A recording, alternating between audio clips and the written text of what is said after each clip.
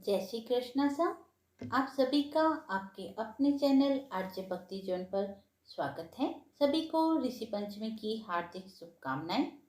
सत्य, धर्म और पवित्रता का प्रतीक ऋषि पंचमी का यह व्रत हजारों वर्षों से हमारी परंपरा का हिस्सा रहा है। कहा जाता है कि इस व्रत का श्रवण और पालन करने से मनुष्य को सभी पापों से मुक्ति मिल जाती है और जीवन में शुद्धता, पुण्य और आरोग्य आता है। आज की कथा में हम जानेंगे ऋषि पंचमी व्रत की पौराणिक कथाएं, जिसे सुनने मात्र से 7 जन्मों के पाप नष्ट हो जाते हैं। ऋषि पंचमी का व्रत भाद्रपद माह के शुक्ल पक्ष की पंचमी तिथि को किया जाता है। यह व्रत विशेषकर स्त्रियों द्वारा किया जाता है, क्योंकि स्त्रियां मासिक धर्म में होने के कारण शास्त्र अनुसार अपवित्र हो जाती है। उस समय में उनसे जाने अनजाने में वस्तु स्पर्श हो जाने से जो दोष लगता है, उस दोष की निवृत्ति हेतु इस व्रत को किया जाता है। अतः स्त्रियों को यह व्रत अवश्य करना चाहिए। इस व्रत को भाद्र पंचमी भी कहा जाता है। माहेश्वरी समाज में इस दिन बहनें भाई की राखी बांधती हैं तथा उनकी दीर्घायु के लिए व्रत रखती है। ऋषि पंचमी की पहली कथा। एक बार राजा सुताश्व ने पितामह ब्रह्मा जी से कहा कि हे पितामह, स्त्री जाति के कल्याण एवं सर्व सुख प्रदाता कोई उपाय हो तो आप उसे बतलाइए। तब ब्रह्मा जी ने कहा कि हे राजन, स्त्री जाति के लिए कल्याणकारी, पापनाशक, सर्व सुख प्रदाता व्रत भाद्रपद मास के शुक्ल पक्ष की पंचमी तिथि का व्रत है, जिसे ऋषि पंचमी के नाम से जाना जाता है। जो स्त्री इस व्रत को विधि पूर्वक करती है, उसे मनवांछित फल की प्राप्ति होती है। इससे संबंधित एक कथा मैं तुम्हें सुनाता हूँ। एकाग्र भाव से सुनो। विदर्भ देश में धर्मध्वज नामक एक ब्राह्मण रहता था। वह सदाचरण का पालन करता था। उसकी पत्नी सुशीला धार्मिक प्रवृत्ति की थी और दान पुण्य किया करती थी। उसके एक पुत्र और पुत्री थे। पुत्र सुविभूषण वेद वेदांगों का ज्ञाता था। धर्मध्वज ने अपनी पुत्री का विवाह अच्छे कुल में किया था, लेकिन दुर्भाग्यवश वह कुछ ही समय बाद विधवा हो गई। विधवा पुत्री सतीत्व की रक्षा के लिए पितृगृह में रहने लगी। धर्मध्वज बालकों को कुटिया में रहकर अध्ययन कराता था। एक दिन पुत्री एक शिलाखंड पर रात्रि में सोने गई तो उसके शरीर में कीड़े पड़ गए। प्रातःकाल धर्मध्वज के शिष्यों ने गुरुपुत्री को इस दशा में देखा तो उन्होंने गुरु माता को सारा वृतांत बतलाया। गुरु पत्नी विलाप करने लगी और पुत्री को उठाकर अपने पति के पास लाई। धर्मध्वज भी पुत्री की दशा देखकर बहुत दुखी हुआ। उस समय सुशीला ने अपने पति से करबद्ध होकर पूछा कि हे स्वामी, मेरी पुत्री के शरीर में कीड़े पड़ने का क्या कारण है? तब ब्राह्मण ने ध्यान योग में जाकर अपनी पत्नी से कहा, हे प्रिय, 7 जन्म पूर्व यह ब्राह्मणी थी। तब रजस्वला होते हुए भी इसने घर के बर्तन सामग्री का स्पर्श किया और ऋषि पंचमी व्रत से विमुख रही। इसी कारण इसके शरीर में कीड़े पड़े हैं।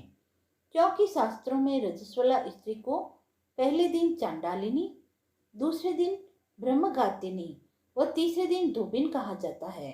तुम्हारी कन्या ने ऋषि पंचमी व्रत के दर्शन निरादर पूर्वक किए, इसीलिए ब्राह्मण कुल में जन्म होने से भी यह दोष मुक्त नहीं हुई। इस पर सुशीला ने कहा कि स्वामी, आप इस उत्तम व्रत का मेरी पुत्री के सामने विधिवत वर्णन करें ताकि सभी सांसारिक जन इसका लाभ उठा सके। ब्राह्मण ने कहा कि हे सुप्रिय, यह व्रत भाद्रपद मास के शुक्ल पक्ष की पंचमी के दिन किया जाता है। पंचमी के दिन स्नान आदि से निवृत्त होकर भूमि को गाय के गोबर से लेपकर सर्वतोभद्र चक्र बनाकर उस पर कलश स्थापित करके कलश के कंठ भाग पर नूतन वस्त्र बांधें। पूजन सामग्री एकत्र कर अष्टदल कमल पर सप्तऋषि कश्यप, अत्रि, भारद्वाज, विश्वामित्र, गौतम, जमदग्नि और वशिष्ठ की प्रतिमा स्थापित कर व्रत की सफलता हेतु प्रार्थना कर उनका षोडशोपचार विधि से पूजन करें। शिव पुराण आदि ग्रंथों का पाठ या श्रवण करें। अगले दिन प्रातः सदकर्मी ब्राह्मण को भोजन व दक्षिणा से संतुष्ट करें। इस तरह व्रत करके उद्यापन भी करें। व्रत के उद्यापन से स्त्री सौंदर्य को पाकर सौभाग्यवती होती है और जीवन में धन धान्य संतान सुख आदि विविध सांसारिक सुखों को भोगकर अंत में देवलोक में वास करती है। इस व्रत को करने से जीवन में कोई कष्ट नहीं रहता, पुत्र आज्ञाकारी, सुंदर व दीर्घायु होता है। आइए अब सुनते हैं ऋषि पंचमी की दूसरी कथा। भविष्य पुराण की कथा के अनुसार एक बार धर्मराज युधिष्ठिर ने भगवान श्री कृष्ण से कहा कि हे जनार्दन, कृपा करके आप मुझे ऐसा व्रत बतलाइए जिसको करने से स्त्रियां अपने पापों से मुक्त होकर पुण्य फल पाकर अंत में भगवान विष्णु आदि देवताओं के लोक में वास कर सके। तब भगवान श्री कृष्ण ने कहा, हे धर्मराज, भाद्रपद मास के शुक्ल पक्ष में पंचमी ऋषि पंचमी कहलाती है। इस दिन व्रत करने से स्त्रियां रजस्वला काल में स्पर्श आदि दोषों से मुक्त होती है। यह अत्युत्तम व्रत है। इस व्रत में किसी प्रकार की त्रुटि नहीं होनी चाहिए, क्योंकि देवराज इंद्र ने जब वृत्तासुर का वध किया था तब उन्हें ब्रह्म हत्या का दोष लगा था। उस समय ब्रह्म हत्या के 4 भाग किए गए थे, जिसमें से एक भाग स्त्री के रज में, दूसरा भाग नदी के फेन में, तीसरा भाग पर्वतों में और चौथा भाग अग्नि की प्रथम ज्वाला में विभक्त किया गया था।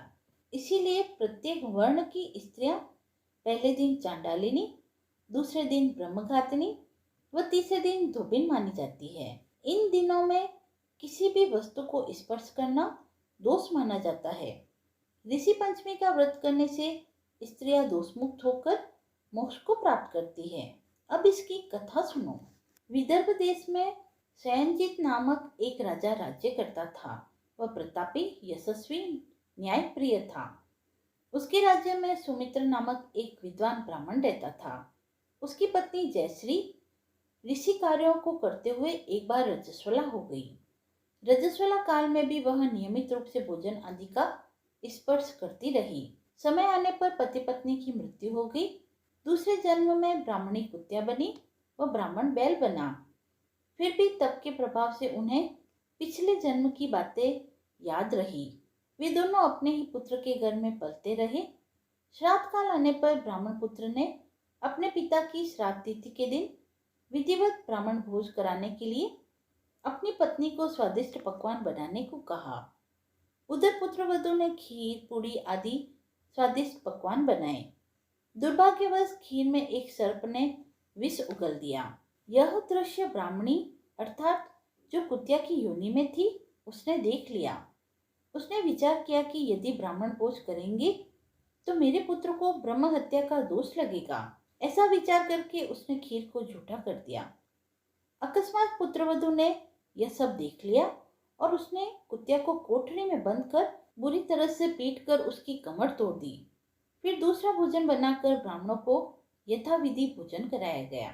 इधर रात को कुतिया ने अपने पिछले जन्म के पति अर्थात बैल के पास जाकर आप बीती सुना दी और इस योनि से छुटकारा पाने का उपाय पूछने लगी।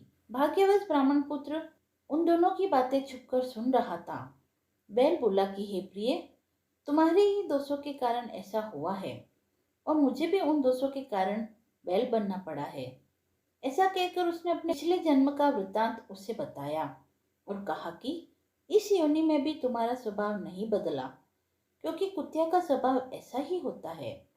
वह बोला कि देखो, यह मेरा पुत्र है जिसने आज मुझे मुंह बांधकर दिन भर हल में जोता, जबकि घर में इसकी पत्नी ने आज मेरा श्राद्ध किया है और ब्राह्मणों को भोजन कराया है तथा मुझे चारे का तिनका तक खाने को नहीं दिया। यह सब तुम्हारे ही दोषों का फल है। दोनों की बातें सुनकर पुत्र को बड़ा कष्ट हुआ। वह उनके सामने आया और उन्हें भोजन कराकर दुखी मन से वन की ओर चला गया। वन में वह एक ऋषि के आश्रम में पहुंचा और कुछ दिन वहीं रहा। एक दिन अवसर पाकर उसने ऋषि से कहा कि महात्मन, मेरे माता पिता कुतिया और बैल की कष्टदायी योनि भोग रहे हैं। आप कोई ऐसा उपाय बतलाइए जिससे मेरे माता पिता की यह योनि छूट जाए अर्थात उन्हें मुक्ति प्राप्त हो जाए। इस पर ऋषि ने ब्राह्मण पुत्र से पूछा कि तुम्हें यह सब कैसे मालूम हुआ? तुम्हारे माता पिता ऐसी योनि में हैं? ब्राह्मण पुत्र ने सारा वृत्तांत कह सुनाया और कहा कि वे दोनों मेरे ही घर में हैं। तब ऋषि ने कहा कि पुत्र, तुम धन्य हो तुमने अपने माता पिता की मुक्ति का उपाय पूछकर मुझे प्रसन्न कर दिया। सुनो, पिछले जन्म में तुम्हारे माता पिता ऋषि मुनियों की तन मन धन से सेवा किया करते थे। तुम्हारी माता जब रजस्वला थी तब भी वह सेवा कार्य करती रही, जिससे सामग्री दूषित हो गई और उसका प्रभाव ऋषियों पर पड़ा। तब ऋषियों ने गुप्त रूप से उन्हें श्राप दिया, जिससे तुम्हारी माता कुतिया बनी और पिता बैल बना। अब उनकी मुक्ति के लिए तुम घर जाकर भाद्र मास के शुक्ल पक्ष की पंचमी तिथि का व्रत करो और दोनों पति पत्नी व्रत का संकल्प माता पिता के प्रति करो। इससे उन्हें पशु योनि से मुक्ति मिल जाएगी और वे स्वर्ग का सुख भोगेंगे। उनके आशीर्वाद से तुम्हारा भी कल्याण होगा।